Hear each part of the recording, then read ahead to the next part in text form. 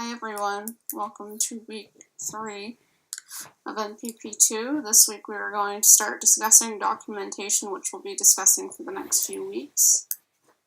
I will also be reviewing the reflective progress notes and that sort of thing, what's due next week and this week at the end of this presentation.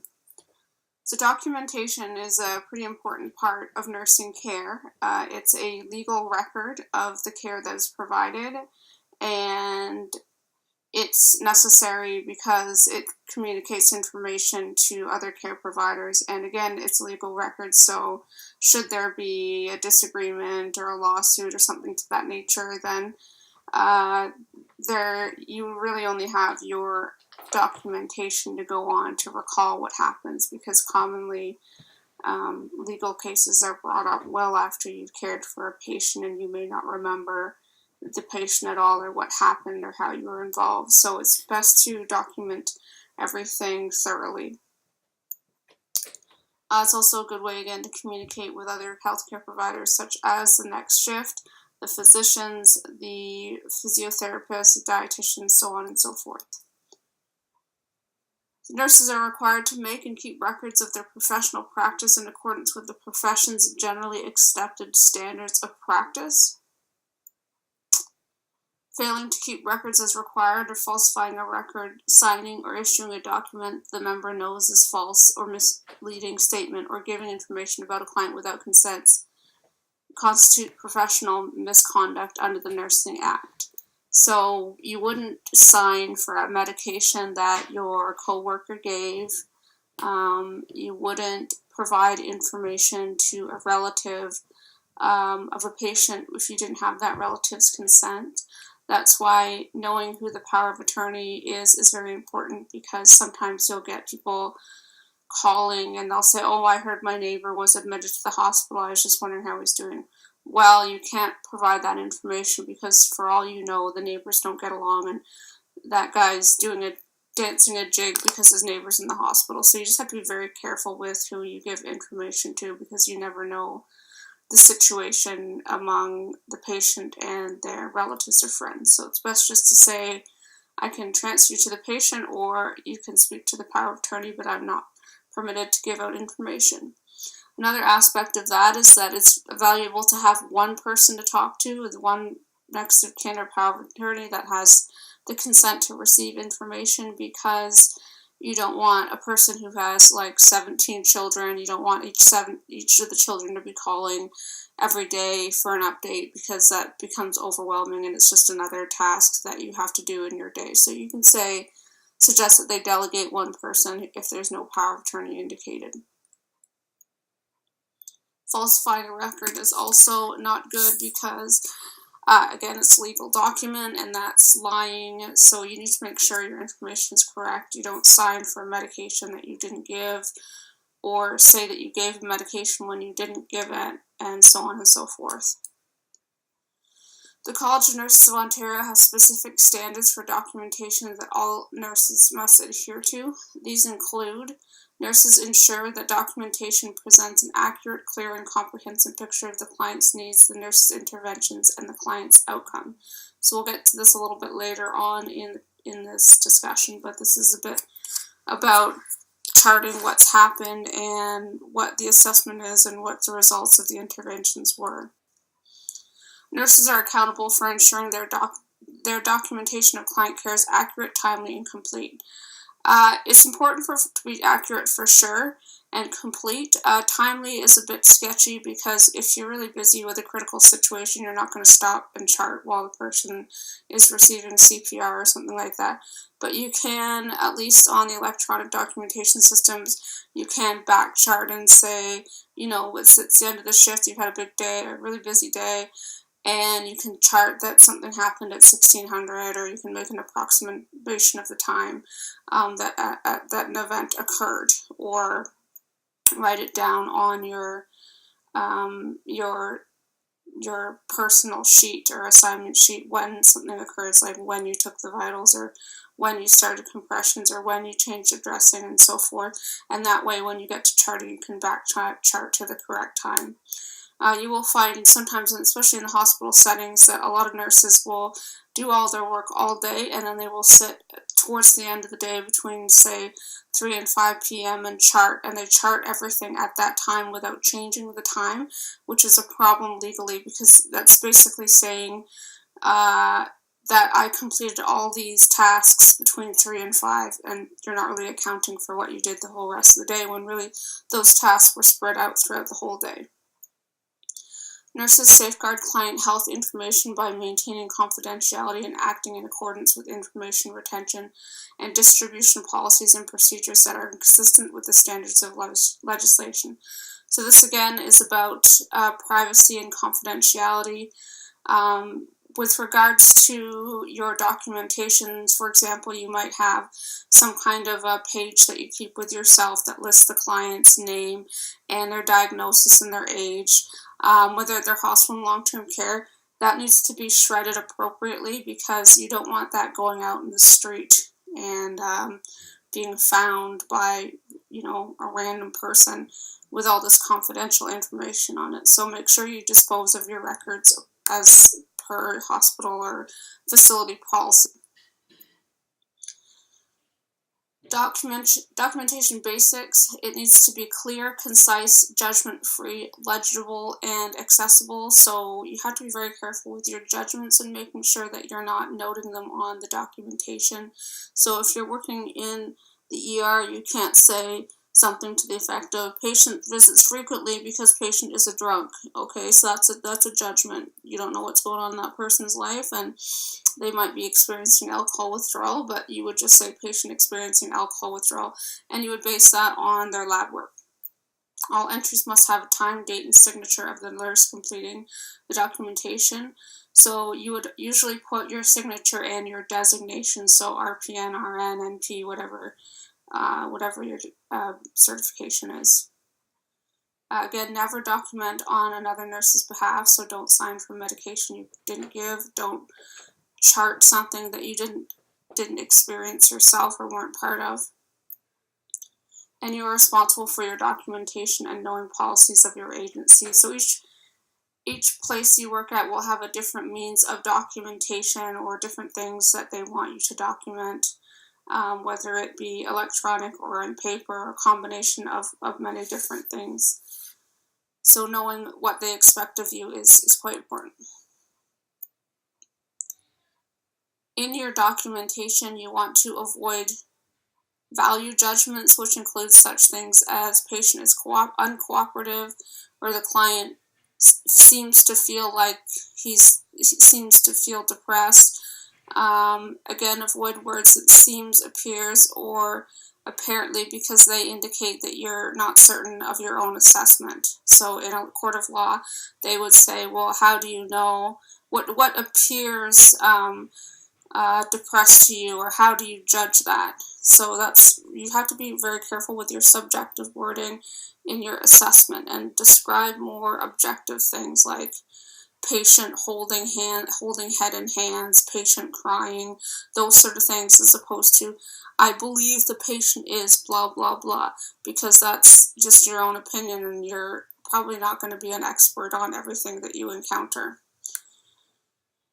So an example is the client's hearing seems to be normal, and the tympanic membrane appears red. Well, is it red or is it not? And that's, that's a yes or no. And hearing seems normal. Well, how do you evaluate normal?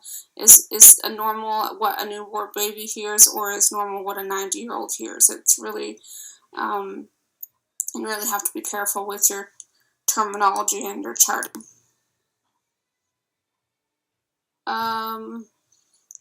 Document observed behavior. So you would say the client chooses not to have a bath and is shouting and shaking their fist. You wouldn't say something like, client hasn't bathed in 3 days and client doesn't smell good, because that's your subjective information. Client showing signs of depression, not eating, difficulty getting to sleep, early waking, and staying in room. So these are more objective, or more, I suppose, appropriately subjective observations, where you're saying These are the signs of depression, and then you're following them up with what is included in the signs that you are seeing, as opposed to saying, client seems to have difficulty falling asleep and client appears to be waking early. So those are more ambiguous terms. The next one is a bit up for debate because it depends on your facility policy. They do prefer, in general, as far as I've seen, that you document in black ink as opposed to blue or purple or green or any kind of, it's a professional document, so you're not going for, a different color range and trying to make it look pretty. You're trying to go for accurate and correct and clear, because if you're called in a court of law, then you're going to be wanting to clearly read what you have written. The other thing about, for example, where I work is everything has to be documented in black because all of the physical records are copied into an electronic document, and if they're copied in ink other than black, the writing generally doesn't show up. So each policy will have its own determinations of how you should chart and in what color. Use legible wording and proper medical terminology, spelling, and grammar. So again, with me telling you that spelling and grammar is important in your learning logs and your reflective progress notes, you'll notice that it's also important in your documentation, because once you're called in a court of law and you have to read something you document, you don't want to be tripping over your words because they're spelled incorrectly or the sentence doesn't make any sense grammatically. Legibility is also important because if you, again, document something and then 5 years later you're in a court of law about it and you can't read your own writing, then you might have a bit of a challenge. So there are different systems of documentation, and they are source-oriented records and problem-oriented records. So source-oriented records are traditional methods of chart organization, and they use separate forms and sections for each discipline. So the nurses would write their information in one section, the physician writes his information in another, and so on and so forth. In this manner, it's hard to see any trends because everyone kind of reads their own part and not necessarily other members of the healthcare team's information or things they have to say about the patient and their care.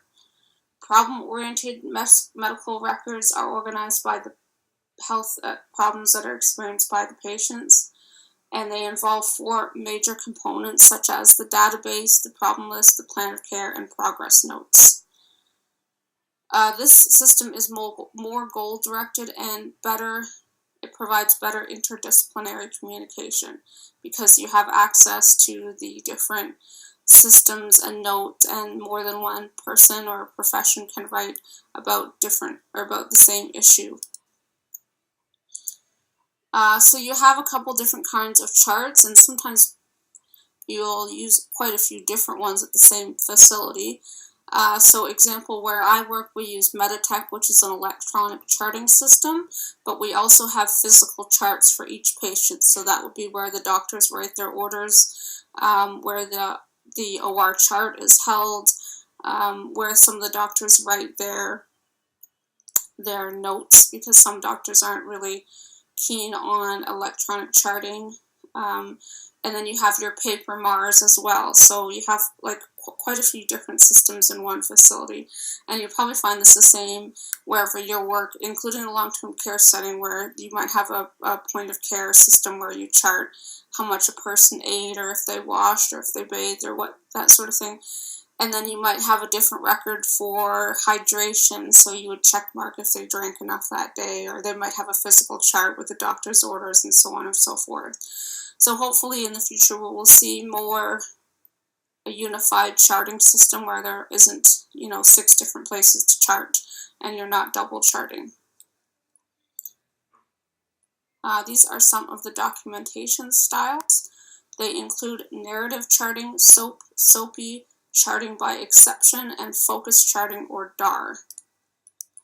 A narrative is a simple story or account of events.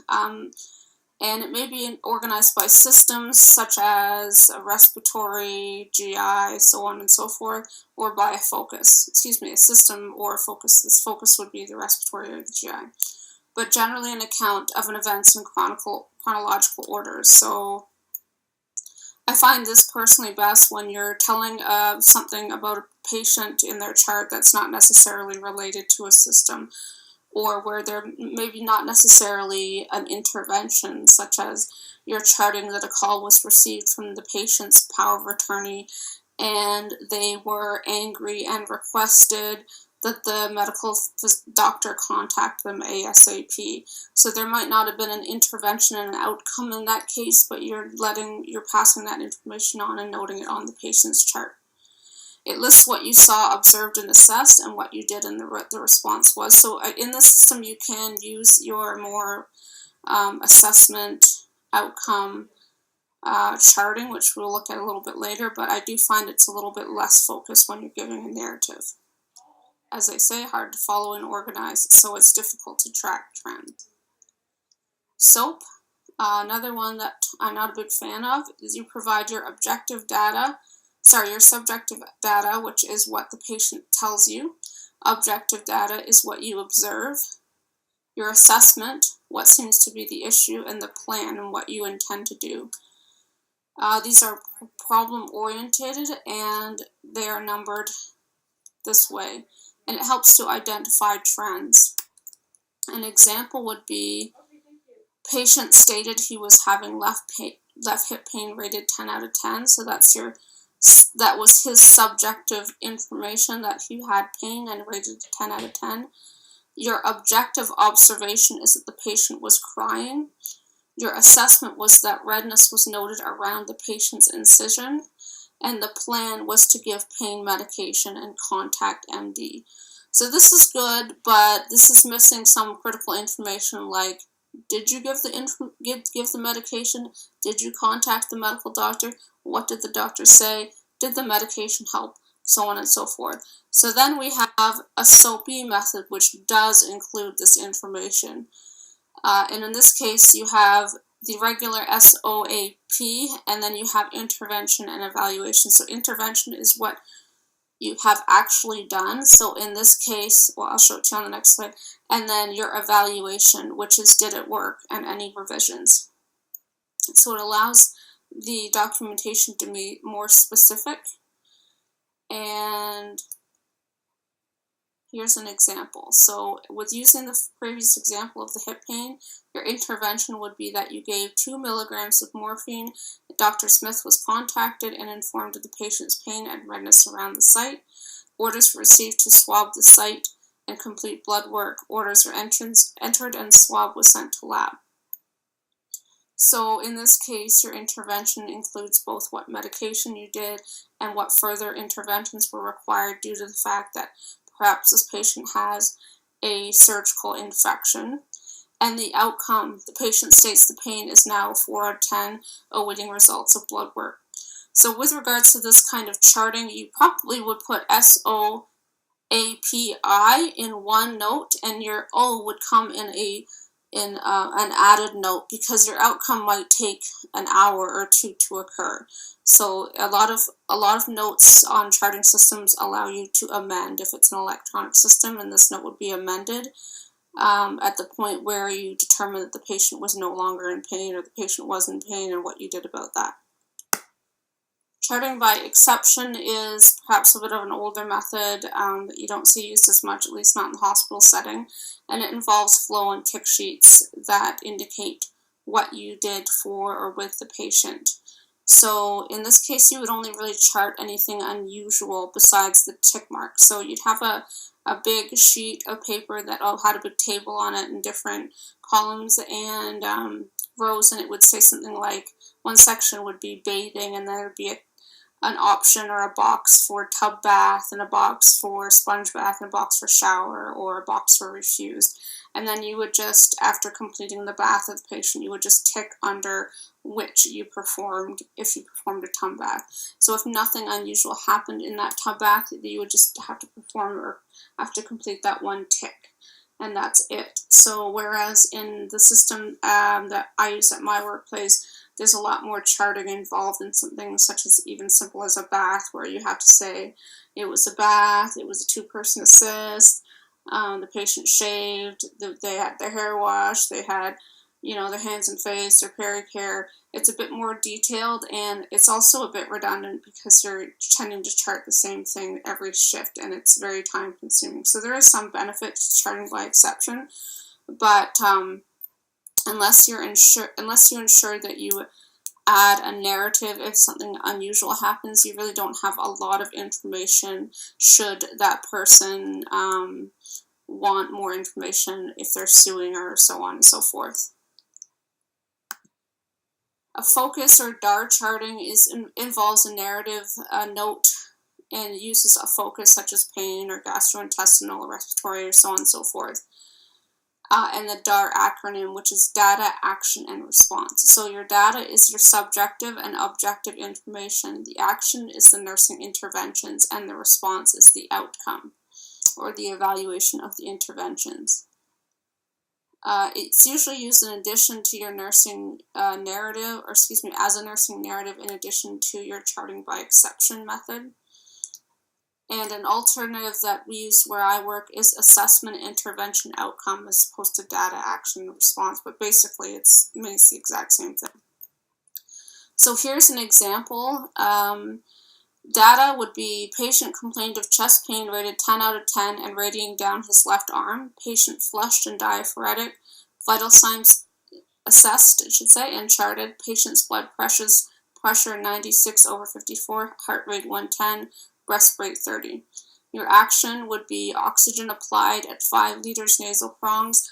RT consulted and performed an ECG. 2 milligrams morphine given, PO. Dr. Brown contacted and informed of vital signs, patient's pain, and ECG results. 0.25 milligrams digoxin given IV. And then once that's done and your patient has been further assessed, you would probably write the evaluation note at that point and say patient's pain decreased and patient was transferred to the cardiac care unit. So you can see, even in this note, I've made a couple of simple mistakes. I have an and instead of an and I have assess instead of assess. So in a legal court of law, I would be reading this out and I'd be going, oh, I made a mistake, and it wouldn't be sounding very good, because if I can't write properly or write in a clear way that makes sense, then it makes kind of my care questionable. So something worth considering anyway. Something like this for, say, chest pain, you'd probably have a lot more detailed of a note as well, because it's a pretty serious thing and there's a lot of things that go on, both medication and evaluation wise. Abbreviations, there are a lot of abbreviations used in the healthcare field, and some are appropriate and some are not appropriate. Wouldn't it be safer to say things out loud? Well, yes, but abbreviations are used to provide quick information, and it cuts down on documentation time. But there are also approved and not approved acronyms or abbreviations in your workplace and in general. And you will find at the back of your course pack, the last couple of pages, there's a list of abbreviations that are acceptable and not acceptable. So you want to avoid common language abbreviations, which would include such things as OMG, LOL, TTYL, and FML. I have no idea why you'd ever use these on nursing documentations unless you, I don't know, are not taking your job seriously, but and you don't want to have any emojis on your documentation either. I don't even think they have the ability to put those on there, but remember, it's a legal document. So medications, you want to spell out the whole medication as opposed to using the acronym or abbreviation such as hydrochlorothiazide and magnesium sulfate. Measurements in Canada, we use kilograms and that sort of thing, so you'll have to commonly convert kilograms and that sort of things to grams and, have to convert pounds into kilograms and ounces into grams and that sort of thing. Also need to be careful with your decimal points. you want to say 0.5 milligrams as opposed to 0.5, and same with milligrams. You don't want to say 0.5 milligrams, or you would want to say 0.5 milligrams. There's also, with regards to units of measurement of medication, for example, U, as far as I know, is no longer acceptable. You actually have to spell out units. And then there's international units. So they all have different meanings, and your facility will have a list of what is and what is not acceptable. And then there are some some abbreviations that are rarely used, so you wouldn't necessarily know them. So OS, OU, and OD are referring to eyes. So left eye, right eye, and both eyes. But most common people, most average nurses, you learn that in school, but something they use so rarely that you don't retain it. So you're best to say both eyes or left eye. And then there's less than and greater than, which some people have a bit of a trouble with. So less than, the smaller part is on the left, or greater than, the smaller part is on the left. So whichever the arrow is pointing is the less side. But in general, you should just avoid this symbol because it can be confusing to some people. Common phrases that you'll find in documentation are alert and oriented ×3, or ANO ×3. Bowel sounds active ×4, so they're there in all 4 quadrants. Call, bell, and reach. Urine sent for CNS as opposed to spelling out culture and specimen. Skin warm and dry. Complain of is a big one, CO, so you'll write a lot of that in your narrative notes. So patient CO, SOB, or shortness of breath, or CO, chest pain, just makes it a little bit easier. And there's more information on page 67 in your course pack.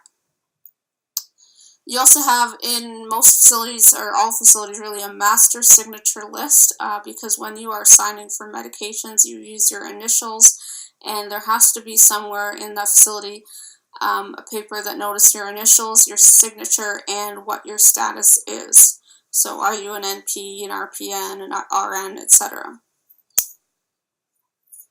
You may have to sign this as a student, and as a student, if you're giving medications, your status is a PNS1, and next year it'll be a PNS2, and so you would write your name and then PNS1 for this semester, should you be giving out medications or charting, and so on. So you'll find the next 2 weeks are covering documentation, so we'll look a little bit deeper into other types of documentation in the next couple of weeks. And then you also have the College of Nurses of Ontario documentation module to do and to submit your completed test for that, or just a screenshot, like the same as you did for the infection prevention and control module. With regards to your reflective progress notes, my feedback, I haven't managed to make it through all of them, but hopefully I will have done so by the end of today. Please use the template provided. I can't stress this enough. I've gotten all kinds of different things from students. There is a template in your course pack, and for all of your assignments in this class, you should be using the template provided in the course pack, not making something up. The reason that you use the template is it's very simple for me to mark. It also contains some critical information, so I've gotten a few people who have just written out LEARN or look back, elaborate, but they haven't included their name in the document or any of this stuff, so I have to go back to Blackboard and see whose paper this is. So if you use the template, there's a place for your name, and that makes it a little easier for me. Okay, it's also a matter of following expectations. So in any job that you're going to have as a nurse, you're going to have expectations from your managers or the charge nurse or whomever's overseeing you, and one of my expectations is that you use the template. So I just ask that you do so, and not just blatantly disregard me because it's with regards to academic writing, in addition to what I last presentation, or as well as what I said, I might be repeating myself here. All of your reflective logs, your learning logs and your reflective notes should be written in past tense. So all the events that you're discussing happened before you wrote your progress note. So they should all be, I gave the patient his lunch, or as opposed to when I give the patient his lunch, because that's present tense. You're not giving the patient his lunch, you gave it to him. So be careful with that. Also, there's there, and they are. So they are is they, They apostrophe re, and that's they are. And then there, there, is a place, and there, their, are people. So be careful with those. And then use him or her, not their. So there's not really any confidentiality with you giving me the sex of the person that you're talking about, the client. I don't know them. There's probably hundreds of men or hundreds of women at all these placements. And so you can say, I gave him a bath, I gave her a shower. I didn't give them a shower, because them or their refers to more than one person. So just be a little bit more specific with that. And be careful with who or that. Let me just think. The client that went to the tub room, it's the client who went to the tub room, because who is a person and that is not always a person. So just try and remember to use who when you're talking about a person. And again, reread your work before submission, because that's going to be helpful in finding any errors that you may have with regards to grammar and spelling. This is the template that is provided in your course pack that you should be using for your reflective progress notes. It's got the course name, the date you submitted it, your name, which is very important, and your practicum mentor, not so important, but it's nice to know. You don't need to worry about signing it, but this basic template you should be using. No title page, just this, 2 pages, okay? So this week you have due by Friday at 11:30 p.m. You have your third learning log. You have your screenshot with regards to your documentation learning or your documentation module with the CNO, similar to what you did with your week 1 infection prevention and control screenshot. You have 2 questions due from the course pack. So this week you're to complete questions 6 to 25 and choose 2 and post them on your online portfolio, and your self-assessment, which is also due Friday 11:30. So with regards to your learning logs, I've had a few people that have missed school, or school's been canceled and they've just resubmitted something from last semester. That's not acceptable. You can submit you can discuss something that happened last semester, but not just resubmit something. The other thing to know is that you can talk about something that you learned in class. So whether you had lab class or anatomy or pharmacology, there's got to be something in there that you have learned that you can apply to your learning log. So consider that. So next week you have to review chapter 24, which is the same chapter you're supposed to have read for this week, and the CNO standard module, which is the one that's due this week, and read the Institute for Safe Medical Practices, which the link is on the week 4 learning page on Blackboard, and review types of documentation and the PowerPoint, which I will post, or which I will add commentary to anyway. The other things you have due for next week is to complete pages 23 to 33, which includes questions 26 to 35. And then post 3 of your answers, including your practice examples on the course discussion, and also review your peers' postings and make a comment and suggestion for improvement. So I'll be looking over those and making sure that people are contributing, and so that's part of your mark, as well as part of passing anyway, is to make sure that you're participating in class. The discussion board post and your 4th learning log is due by February 3rd at 11:30 p.m. And I'd also like you to determine your group members for that.